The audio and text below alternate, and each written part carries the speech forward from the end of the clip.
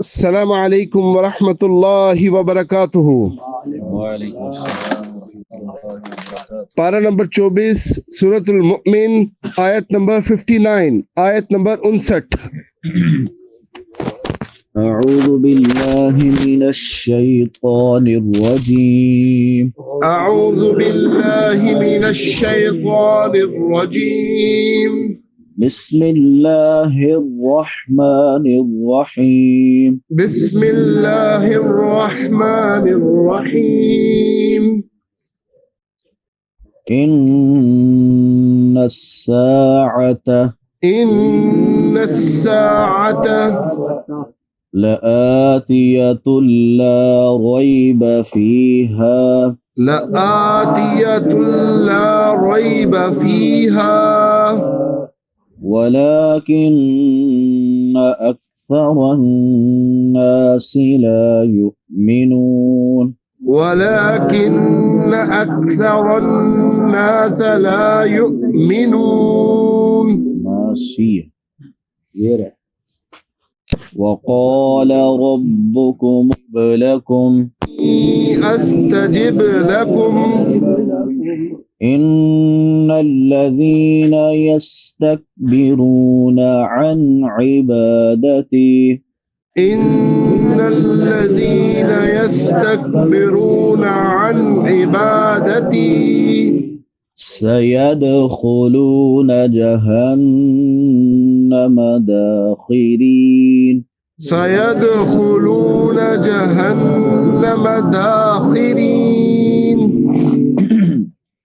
إن الساعة لآتية لا ريب فيها ولكن أكثر الناس لا يؤمنون۔ وقال ربكم ادعوني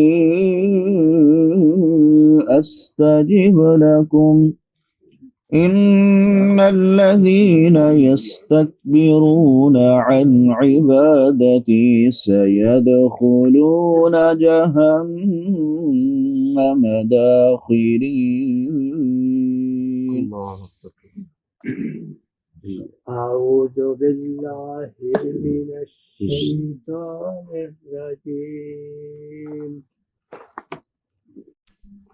أعوذ بالله من الشيطان الرجيم۔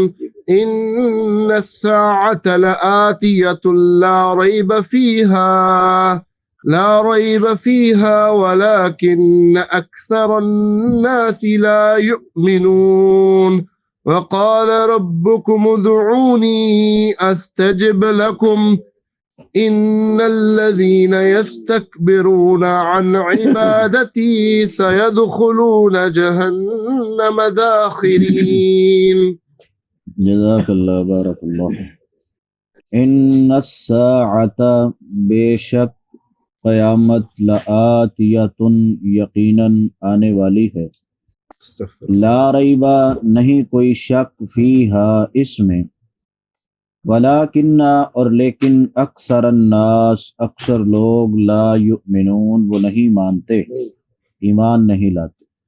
وقال، اور کہا، ربکم، تمہارے رب نے، ادعونی، تم مجھے پکارو، استجب لکم، میں تمہاری پکار قبول کروں گا۔ ان الذین، بے شک وہ لوگ، یستکبرون، جو تکبر کرتے ہیں،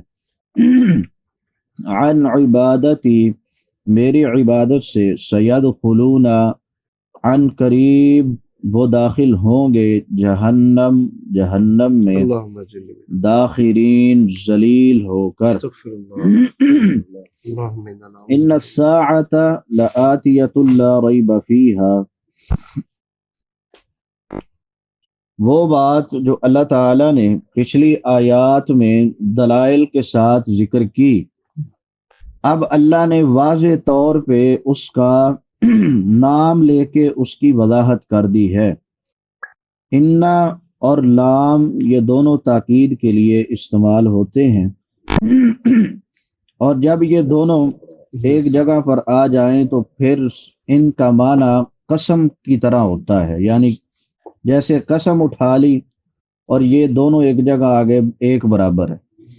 تو یعنی گویا کہ اللہ تعالیٰ نے قسم اٹھا کر یہ بات کہی ہے کہ ان الساعۃ لآتیۃ لا ریب فیہا، بے شک جو قیامت ہے یہ آنے والی ہے اور اس میں کوئی شک والی بات نہیں ہے، اس نے آنا ہی آنا ہے، اس نے قائم ہونا ہی ہونا ہے۔ جتنا مرضی کوئی انکار کر لے کہ میں مر جاؤں گا، مٹی ہو جاؤں گا تو دوبارہ کیسے اٹھوں گا، تو اللہ فرماتے ہیں وہ اللہ کا کام ہے تجھے کیسے اٹھانا ہے۔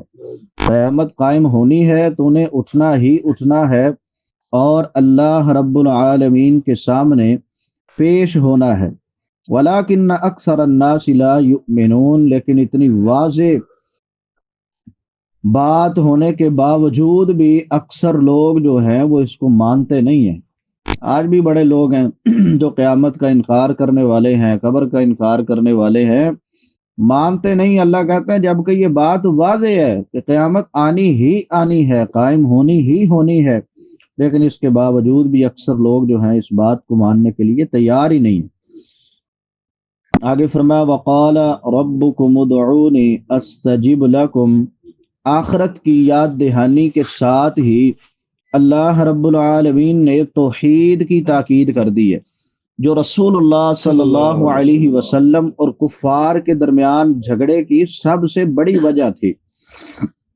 اور آیت کے آخر میں جہنم کے ذکر کی صورت میں آخرت کا تذکرہ بھی فرما دیا ہے۔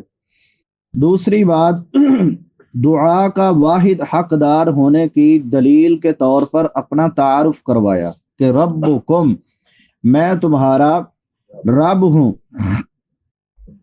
اور ساتھ ہی حکم جاری کر دیا ادعونی، مجھے پکارو، یعنی جو ہر لمحے تمہیں پال رہا ہے، تمہاری پرورش کر رہا ہے، تو اسی کو بغیر کسی کے شریک کیے پکارنا ہے، کسی کو اس کا حصے دار نہیں بنانا، اس کا شریک نہیں ٹھہرانا، اکیلے اس رب کو پکارنا ہے جو تمہیں پال رہا ہے اور تمہاری پرورش کر رہا ہے اور تمہاری ہر ضرورت کو پورا کر رہا ہے۔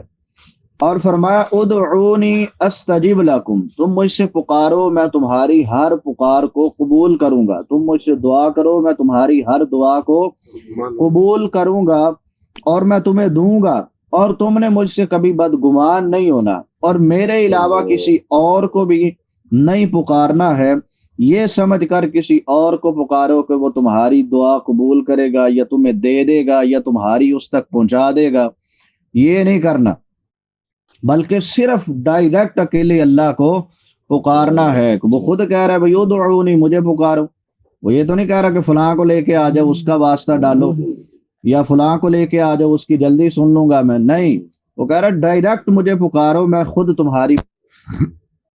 اس آیت میں اللہ تعالیٰ نے مطلقاً دعا قبول کرنے کا وعدہ فرمایا ہے، اور مگر دوسری جگہ قبولیت کے وعدے کے ساتھ کچھ شرطیں بھی رکھی ہیں۔ سورہ بقرہ میں اللہ نے اس کا ذکر کیا وَإِذَا سَأَلَكَ عِبَادِي عَنِّي فَإِنِّي قَرِيبٌ أُجِيبُ دَعْوَةَ الدَّاعِ إِذَا دَعَانِ فَلْيَسْتَجِيبُوا لِي وَلْيُؤْمِنُوا بِي لَعَلَّهُمْ يَرْشُدُونَ۔ یہاں پہ دو شرطیں رکھی ہیں کہ میری عبادت بھی کرنی ہے، میری بندگی بھی کرنی ہے، اور مجھ پہ ایمان بھی لانا ہے، یقین بھی رکھنا ہے۔ ان شرطوں کے ساتھ میں تمہاری دعا کو قبول کروں گا۔ اللہ کے رسول صلی اللہ علیہ وسلم نے وضاحت فرمائی ہے، آپ علیہ الصلاۃ والسلام نے فرمایا کہ کوئی بھی مسلمان دعا کرتا ہے اللہ اس کی دعا کو رد نہیں کرتے، اس کی دعا کو قبول کرتے ہیں۔ مسند احمد کی حدیث ہے۔ فرمایا ہاں، تین صورتیں ہوتی ہیں دعا کی قبولیت کی، ایک یہ کہ جب بندہ مانگے اسے فوراً مل جائے، اور دوسرا یہ کہ اس پر آنے والی کوئی مصیبت اللہ اس دعا کی وجہ سے ٹال دیتے ہیں، اور تیسرے نمبر پہ کہ اس کی دعا جو ہے وہ آخرت کے لیے ذخیرہ کر لی جاتی ہے، کل قیامت والے دن اس کی اس دعا کا اس کو اجر دیا جائے گا۔ اللہ رد نہیں کرتا ہے۔ صحابہ کہنے لگے اللہ کے رسول پھر تو ہم بہت زیادہ دعا کریں گے، تو آپ علیہ الصلاۃ والسلام نے فرمایا اللہ کے پاس تمہارے مانگنے سے کہیں زیادہ ہے، تم جتنا مرضی مانگو اللہ کے پاس ختم ہونے والا نہیں ہے، وہ تمہیں دیتا چلا جائے گا۔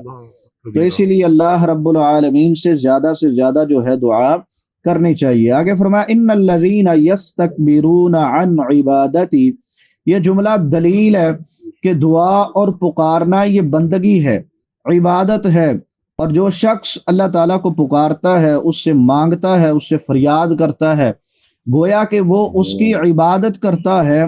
اور جو مافوق الاسباب اشیاء کے لیے اس کے سوا کسی کو پکارتا ہے، یعنی یا علی مدد کہنا، یا غوث آدم کہنا، یا بہاول حق کہنا، یا کسی کو داتا گنج بخش غوث اعظم سمجھنا، غریب نواز سمجھنا، یہ ساری چیزیں، ڈوبتی کشتی کو کنارے کے لیے کسی کو پکارنا، تو یہ اللہ کے ساتھ شرک ہے، یہ اللہ کے ساتھ شرک ہے، اور یہ اللہ کے ہاں ناقابل معافی جرم ہے، اس کی معافی کوئی نہیں ہے۔ اس کے علاوہ اللہ جسے چاہیں گے معاف کر دیں گے۔ تو یہ کہنا کہ ہم ان بزرگ ہستیوں کو صرف پکارتے ہیں، ان کی عبادت نہیں کرتے، تو یہ بہت بڑا دھوکہ ہے جو بندے اپنے آپ کو دیتے ہیں اور ایمان والوں کو دیتے ہیں اور اللہ کو بھی دیتے ہیں۔ جی ہم تو صرف ان کو پکارتے ہیں، ہم عبادت تھوڑی کرتے ہیں۔ اللہ کہہ رہا ہے پکارنا عبادت ہے، بندگی کرنا یہ عبادت ہے، تو پکارنا ہی عبادت ہے۔ اس لیے اکیلے اللہ رب العالمین کو پکارا جائے اور اس کے ساتھ کسی کو بھی نہ پکارا جائے۔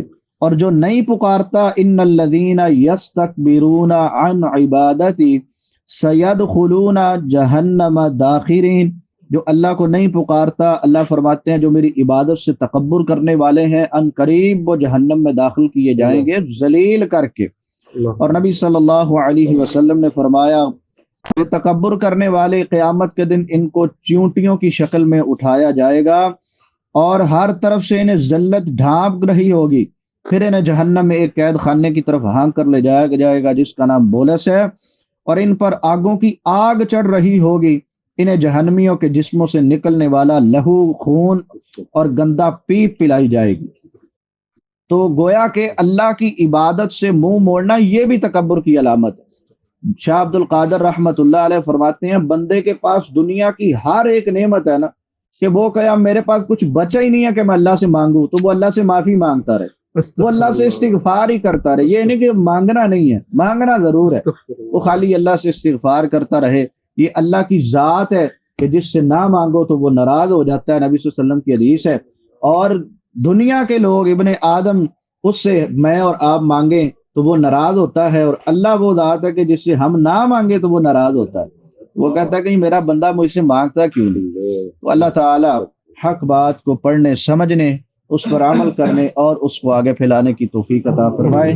وما علینا الا البلاغ المبین۔